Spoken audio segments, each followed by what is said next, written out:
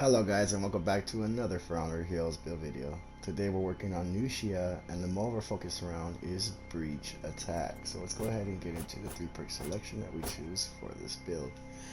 Now for the first 3 common perks, I go with Devour over Gale Storm and Early Reaper. Reason why that is, Devour is going to allow us to get more health off of our executions than we normally would from a regular, like just doing an execution. You get an additional 15. So if you guys don't know, if you do a short duration execution, you get probably a small amount of health, but the longer the duration of your execution is, the more amount of health you are granted. So this adds 15 to whatever amount you end up getting. Gale Storm may be good, I think, in Dominion. When it comes to Breach Attack, I mean, what are you really going to speed up for? To get into a gank or to go to your death? In my opinion, it's not really useful for this mode as much as Devour would be. Again, Early Reaper is something that only works as a one-time deal when you respawn or when you're revived for 30% more damage. Other than that, the rest of the match, if you're alive the whole damn time, it's going to be rendered useless. So then, second perk we choose is Endurance, and I choose this over over having a common and 2 high-end perks, because Survival Instincts and Crush Them again is something based on either a status that you're in and or is a one-time deal. Crush Them only gives you a 30% more damage upon killing a hero. So when you execute or kill a hero, you don't have to execute them. Your next attack will do 30% more damage, and after that, either you miss, if it's block, that block damage is 30% more. So it's like, after you get that one hit in, you're done. It goes away. On the other hand, having Endurance and another top tier perk like Headhunter will be useful for the entire match. And since we are trying to stay alive, Devour grants you more health, Endurance grants you stamina per level, stamina cost reduction, which means whatever actions you take will cost 3% less, for a total of 12% once you get all 4 renown levels. And a renown level is one of your feats. So let's say you have Aramusha, for instance, and you're using the fireball or samurai with the bow skills, usually on the 3rd level feat. That would be renown level 3. At that point, you'll have 9% stamina cost reduction, etc. That's why it says max 4 gains, which is your 4 feats unlock, for a total of 12%. Headhunter, on top of this, when you're executing people with your Devour, trying to get that extra health in, you're going to be granted a health increase by 4 for a total of 16 after you execute 4 unique players slash bot hero executed. Now, I don't know if they changed it yet, I haven't really noticed, but when you do kill captains in the ranks of the enemies in Breach, that sometimes, or it did count as a bot hero, but I don't think it's going to count like that anymore. So just to be safe, any player or bot you execute, you get a max at 4 creases. So this doesn't mean you have to individually execute each separate player on the battlefield of the other team. It just means once you execute 4 times in a match that's either a unique player or a bot, then you're going to get that increase. So this is mainly the reason why I have these 3 perks: to stay alive, Endurance to stay in the fight, we're already doing a lot of more damage, etc. from our feats. Let's go ahead and get into our feats now that we're here. I choose Daily Do It over Bounty Hunter and Rush, because again, Rush is the same thing as Gale Storm, it's only giving you a speed increase. The only thing I can see this being useful is trying to go and force your allies. Bounty Hunter does grant health and stamina when you kill another hero, but we're going to get Devour, we're going for executions. I mean, if you do get a little hero, you'll get a little health increase. It's the same as the Valkyrie. But again, being able to do more damage when you're in close quarter alone with someone, which you might find yourself being sometimes on the battlefield, allowing you to stay doing more damage in the fight than the opponent player will. So hopefully allowing you to just rip through opponents and not have to worry about just trying to survive, because surviving isn't always going to be your best options.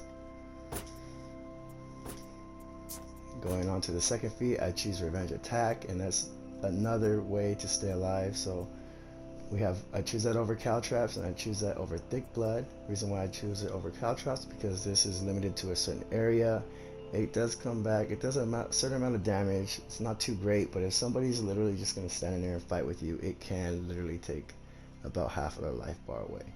But let's be honest, when people see this, they're going to move around away from it. They're going to try to draw you out of your caltrops.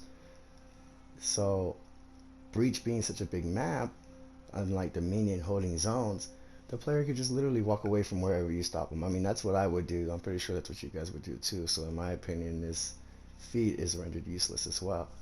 Thick Blood, if you are hit with bleed, you gain protection from bleed for 3 seconds. In other words, if there's a character like Nuxia or the Shaman and they hit you with a bleed attack, you'll take that hit, it'll go away, and then after that, you're protected from any next bleed shots for 3 seconds. After that 3 seconds is up, you're basically vulnerable to another bloodshot. So in my opinion, it's like, come on, really? I'd rather have revenge attack because it's going to keep me in a fight. So if you're using Deadly Do It in a 1v1, you're doing more damage. Now if one of the other players come on your team or the opponent's team, the Deadly Do It goes away. But you're most likely might be getting revenge, which again is going to increase your damage and your stamina significantly to a point where you're probably going to be coming as an outcome as a winner. Compared to the other two perks that I just explained, this is the reason why I go with Revenge Attack. Moving on to the third feat, we have Slip Through. Dodging raises attacks for a short duration. I choose that over Thread of Fate and Takedown. We'll go over Takedown first because it's alright. I mean, Nuxia already has traps when it comes to her attacks for turtles, so needing to guard break isn't too often unless you start, using your traps and letting your heavies go. The third thing you probably want to do, what I do, is always fade into a guard break, but that's like if I'm really in the fight long enough with somebody to be going that far into my combos. This is not a passive, so you have to activate it. It's on for a moderate duration. Basically, any throws you make, guard breaks, in any direction with the opponent on the ground, allowing you to get about 2 hits in. Nuxia has the heavy, and you want to follow with a light to get your max punish. But again, being able to dodge, now this doesn't need you to be activating it, and it doesn't need you to be in a 1v1. It doesn't matter if you're in a 1v1 and a gank. Every time you dodge, you have an increased attack. It raises your attack for a short duration, not just from that one dodge attack you do, or if you just do a regular dodge and no attack, you're going to get an increased attack for a short duration. Now if you're in Deadly Do It on 1v1 and you're dodging, this stacks. You're going to see the significant amount of damage in your left corner. You have the damage indicators on. Thread of Fate, it blinds an enemy, bounds enemy can't run, sprint or roll, bound is broken over time or by distancing yourself.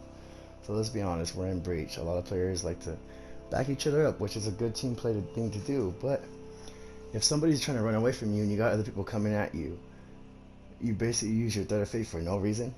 I don't know, these perks they have on her isn't really useful, I feel like. And the fact that we all have passives here, you don't have to activate nothing.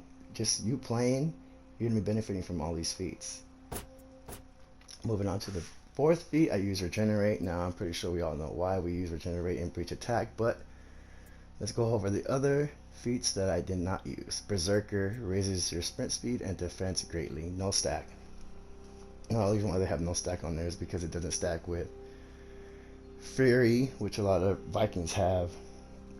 The only other player that I know that has Berserker that I can think of is the Berserker himself, so they do not stack with each other as far as the defense boost, the sprint boost. Again, using sprint and defense, this might be able to keep you in a fight longer to get your revenge maybe and withstand a gank, but you have to activate it. So if you're going to try to activate it before people are coming to gank you, you're probably already fighting one person and you're not going to get an opening to be able to activate it.